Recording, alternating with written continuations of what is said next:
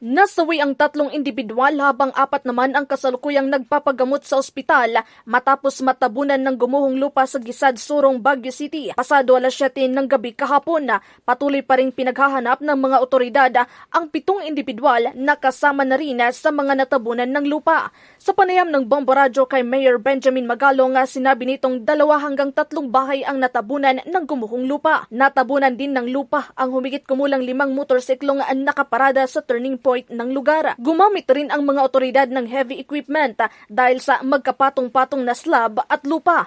Gumamit din ang mga otoridad ng life detector, subalit ayon kay Mayor Magalong, wala nang buhay na nadetect sa lugar. Pahirapan din ang isinasagawang rescue and retrieval operation ng mga otoridad dahil sa malakas at pabugso-bugsong pag-ulan. Samantala, kinumpirma ni Orlando Labarda, miyembro ng Barangay Disaster Risk Reduction and Management Committee ng Barangay Gisad, Surong, na una na silang nagpaabiso sa mga residente na lumikas at mag-ingat dahil sa tuloy-tuloy na pag-ulan na dulot ng southwest monsoon at natitirang epekto ng bagyong Maymay. Tuloy-tuloy pa rin ang pagpapaalala ng mga otoridad sa mga residente na mag-ingat at lumikas kung kinakailangan, lalo na't patuloy pa rin ang malalakas na pag-ulan sa Baguio City.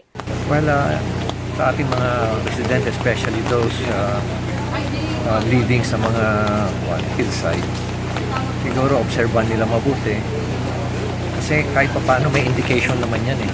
Tulad dito may indication na talagang potentially talagang kakaroon ng soil erosion.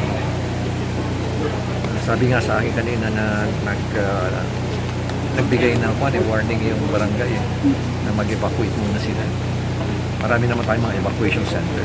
Sa ngayon, 75 families ang nasa evacuation center, about 330 people. We have sufficient number of evacuation center and we're providing all the necessary psychosocial support, financial support, ang mga medical support sa mga victims. Bombo Mariel Apat, and this is Bombo Radyo Philippines, the #1 radio network in the country, your trusted source of news and information, Basta Radyo. Bombo!